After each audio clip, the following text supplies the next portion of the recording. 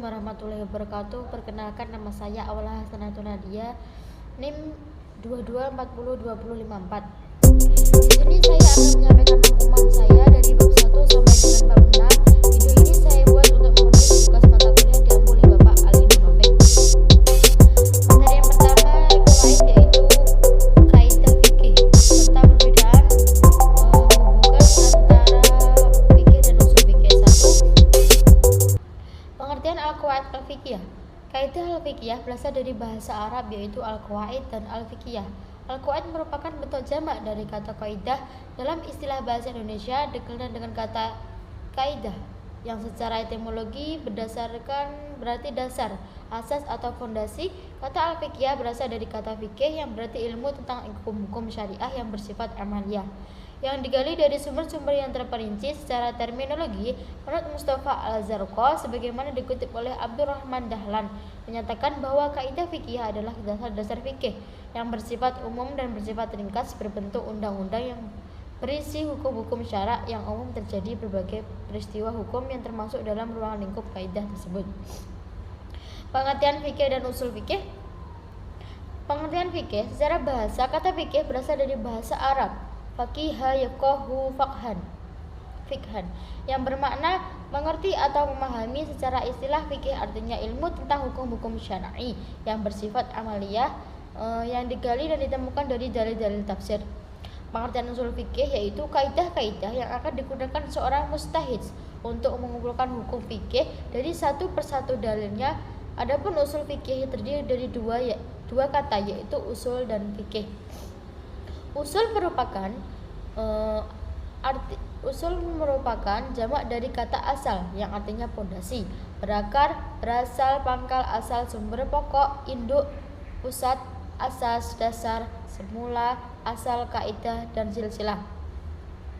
Sedangkan fikih berarti pemahaman hukum-hukum syarak yang telah digali dan dirumuskan dari dalil-dalil menurut aturan yang sudah ditentukan dan berhubungan dengan segala tindakan manusia. Sejarah pertumbuhan dan perkembangan fikih dan usul fikih, yaitu sejarah fikih dibagi menjadi 3 zaman, yaitu zaman Rasulullah, zaman Khulafaur Rasyidin, dan zaman abad 1 sampai 7 Hijriah. Pada masa Rasulullah dibagi menjadi 2 periode, yaitu periode Mekah 610 sampai 623 Masehi dan periode Madinah 23 sampai 623 Masehi. Pada periode Mekah belum mengenal istilah fikih, melainkan banyak menekankan pada keyakinan akidah Islam yang beberapa kepercayaan pada keesaan Allah, malaikat, nabi dan rasul, kitab dan hari kiamat serta qada dan qadar, sehingga hampir tidak membicarakan tentang aturan-aturan hukum ibadah. Dan pada masa ini belum ada aturan yang resmi dapat dikatakan aturan-aturan hukum baru dimulai ketika pemerintah untuk melakukan hijrah ke Madinah sebagai upaya tindakan penyelamatan diri dari penyiksaan kaum kafir Quraisy. Sedangkan pada periode Madinah, periode ini terjadi dengan adanya pengaturan hidup secara hamba dan hukum yang dipakai berdasarkan wahyu yang ditafsirkan secara ketat oleh Nabi Muhammad sendiri dengan bimbingan dan arahan Allah. Ayat-ayat itu banyak mengandung dasar hukum baik mengenai ibadah maupun kemasyarakatan yang telah terjadi yang dipakai untuk mengatur masyarakat yang disebut ayat al-ahkam.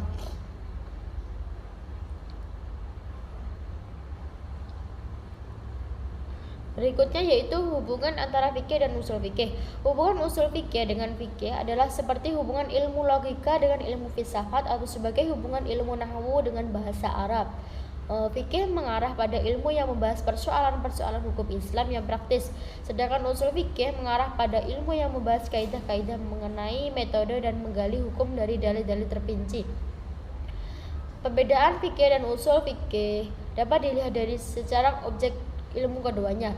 Fikih adalah perbuatan seseorang yang telah mukallaf atau dewasa dengan menjalankan satu perintah atau hukum.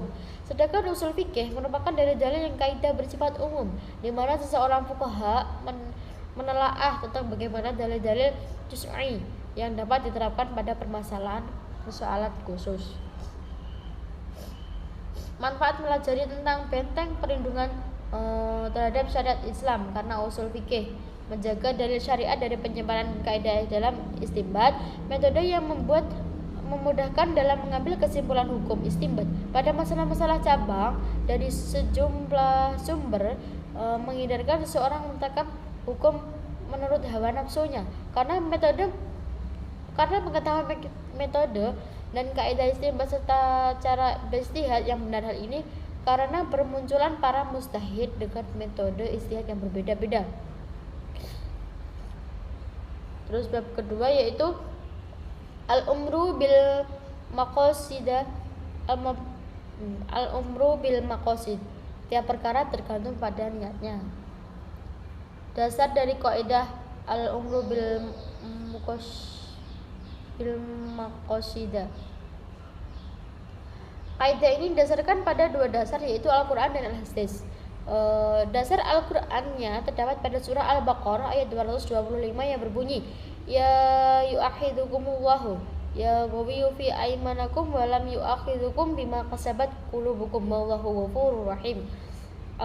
Allah tidak menghukum kamu karena sumpahmu yang tidak kamu sengaja, tapi Dia menghukum kamu karena niat yang terkandung dalam hatimu. Allah Maha Pengampun, Maha Penyantun. Definisi kaidah al-umru bil maqasidah. Tiap perkara tergantung pada maksud. Pengertian kaidah ini bahwa hukum yang berimplikasi terhadap suatu perkara yang timbul dari perbuatan atau perkataan subjek hukum mukallaf tergantung pada maksud dan tujuan dari perkara tersebut. Kaidah ini berkaitan dengan setiap perbuatan atau perkara hukum yang dilarang dalam syariat Islam. Sebagai tambahan penjelasan, perlu kami tegaskan bahwa apabila tindakan seseorang meninggalkan hal-hal yang terlarang dilakukannya dengan segala ketundukan karena ada larangan yang berlaku dalam ketetapan syara, maka tindakan tersebut memperoleh pahala.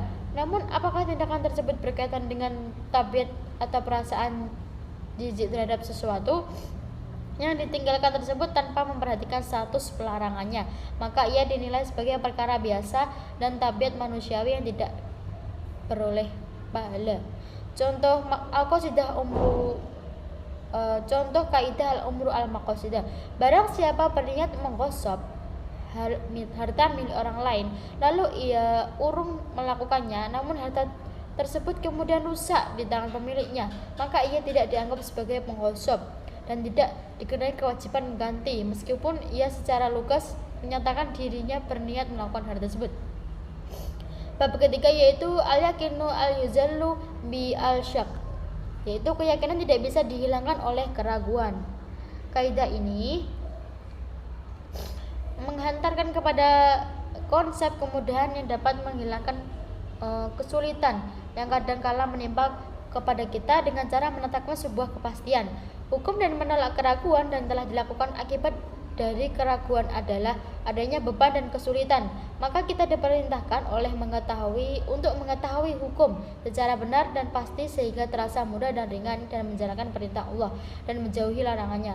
Termasuk di dalamnya adalah akidah dan ibadah. Jadi maksud dari kaidah tersebut ialah bahwa sesuatu telah menyakitkan kita dapat digoyahkan oleh sesuatu yang masih meragukan, kecuali yang meragukan itu meningkat karena meyakinkan. Jadi semua tindakan itu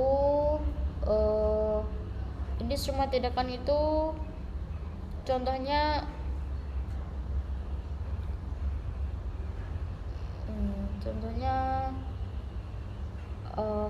orang yang telah berwudu kemudian datang keraguan apakah ia telah berhadas, maka dalam hal ini ditetapkan hukum yang telah diyakini, yakni masih ada wudu dan belum berhadas. Kaidah ini juga menunjukkan kepada kita kesempurnaan agama Islam yang kita cintai. Apabila kita menekan kaidah ini, maka kita akan semakin yakin bahwa Islam adalah agama yang membawa rahmat bagi semesta alam. Karena kita semua sadar bahwa kehidupan kita tidak akan pernah terlepas dari kondisi yang disebut dengan keraguan, yang mana dari keraguan ini dapat muncul was-was pada akhirnya mengganggu kegiatan ibadah seseorang, terutama di dalam permasalahan toharoh dan sholat. Akan tetapi Islam dengan segala kesempurnaan memberikan jalan keluar kepada umatnya, yaitu dengan adanya kaidah yang agung ini. Dasarnya yaitu dasar kaidah antara lain hadis riwayat Muslim Dari Abu Hurairah radhiyallahu anhu, Rasulullah pernah bersabda, apabila salah seorang di antara kalian merasakan sesuatu dalam perutnya, lalu dia kesulitan menentukan apakah sudah keluar atau kentut ataukah belum, maka jangan keluar dari masjid sehingga mendengar suara atau mendapatkannya.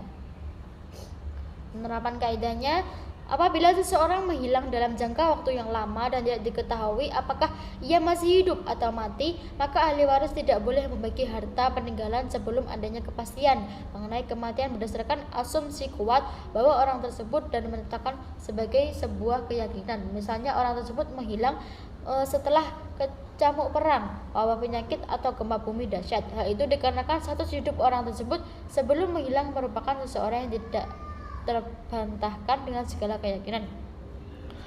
Dan baru ketika ini menghilang muncullah keraguan dan status kehidupannya, maka di sisi keraguannya yang muncul ke belakangan tidak dapat menggugurkan hukum keyakinan. Bab keempat yaitu kaidah al-masyaqqatu tajlibu al-taysir, kesulitan akan mendorong kemudahan. Pengertiannya adalah al-masyaqqah menurut bahasa artinya al-adab, yaitu kelelahan, kepayahan, kesulitan, dan kesukaran. Sedangkan al-taysir secara bahasa yaitu kemudahan. Dalam makna linguistik, kaidah musyaqqat menurut asal-usul bahasanya berdiri keletihan, kepayahan, kesempitan.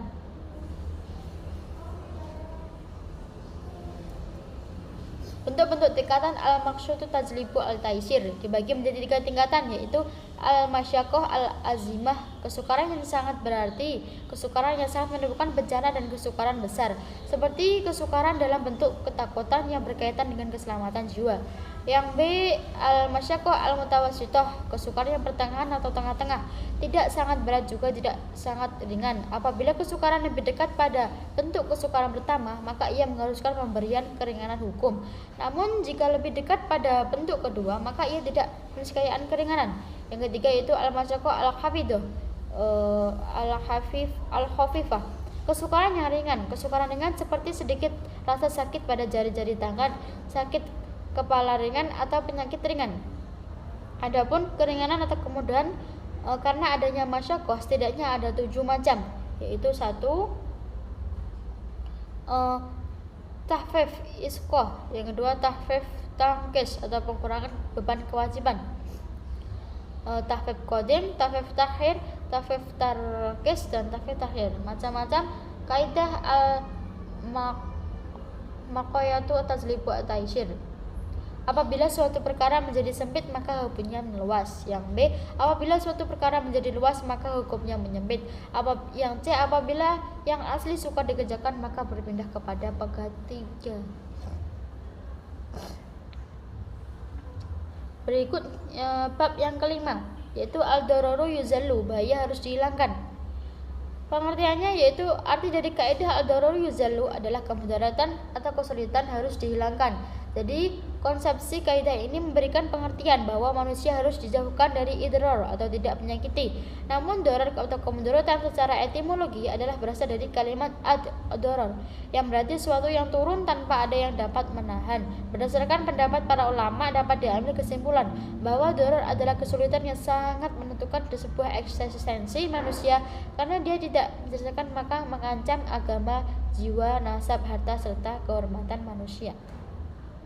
Seberhukum kaidah ini terdapat dalam surah Al-A'raf ayat 56 dan Al-Qasas ayat 72 yang berbunyi, dan janganlah kamu membuat kerusakan di muka bumi sesudah Allah membaikinya, dan berdoalah kepadanya dengan rasa takut tidak ada yang diterima, harapan akan dikabulkan. Sesungguhnya rahmat Allah dekat dengan orang yang berbuat baik. Berikutnya adalah cabang kaidah, yaitu kemudaratan itu tidak bisa dihilangkan dengan kemudaratan yang lain. Kaidah keduanya, kondisi darurat memperbolehkan sesuatu yang semula dilarang. Yang ketiga, apakah yang diperbolehkan karena adanya kemudaratan diukur menurut kadar kemudaratan. Contoh, kebolehan memakan bangkai bagi seseorang hanya sekedar dalam ukuran untuk mempertahankan hidup, tidak boleh melebihi. Dan kaidah keempat, menolak mafsadah atau kerusakan didahulukan daripada mengambil kemaslahatan. Contoh, seseorang diperintahkan sholat dalam keadaan berdiri, namun dia tidak mampu melaksanakannya, maka sholat itu dapat dikerjakan dengan duduk atau berbaring. Terus bab yang terakhir yaitu al-'adatu muhakkamah. Pengertian al-'adatu muhakkamah menurut Al-Ahzab adalah apa-apa yang dikenal dengan orang banyak sehingga menjadi kebiasaan yang berlaku dalam kehidupan mereka. Sedang menurut Al-Haidar, al-'adah adalah sesuatu yang menetap di dalam hati dan terulang-ulangnya sesuatu itu bisa diterima oleh orang-orang yang memiliki tabiat yang sehat. Dengan demikian, al-'adah adalah sebuah nama yang diperuntukkan untuk sebuah perbuatan yang dilakukan berulang-ulang, sehingga karena seringnya perbuatan itu menjadi sangat perlu dilakukan, bahkan karena memudahnya sampai menyerupai tabiat dan karakter yang alamiah.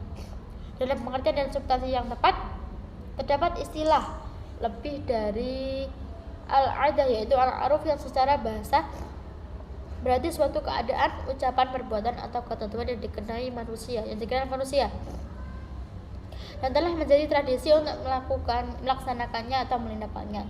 Sedangkan al-'aruf secara istilah yaitu urf adalah apa yang dikenal oleh manusia dan menanggulanginya dengan ucapan, perbuatan sampai hal tersebut menjadi biasa dan berlaku umum. Contoh makna terkait dengan kaidah al-'adatu muhakkamah dalam kitab Al-Faraidul Bahiyah disebutkan beberapa pembahasan adat kebiasaan bisa dijadikan dasar hukum. Salah satunya yaitu adat itu bersesuaian dengan dalil syarak atau nilai-nilai syarak, dan bila bertentangan dengan syarak maka yang dibenarkan syarak. Contoh, dalam adat Arab yang disebut sholat itu adalah berdoa, tetapi syarak memerintahkan sholat itu maksudnya adalah ibadah yang dimulai dengan takbir dan diakhiri dengan salam. Seseorang muslim tidak boleh memenangkan adat di mana seseorang hanya sebagai doa dengan meninggalkan perintah sholat sebagai amal ibadah yang dilakukan yang dimulai takbir dan diakhiri dengan salam.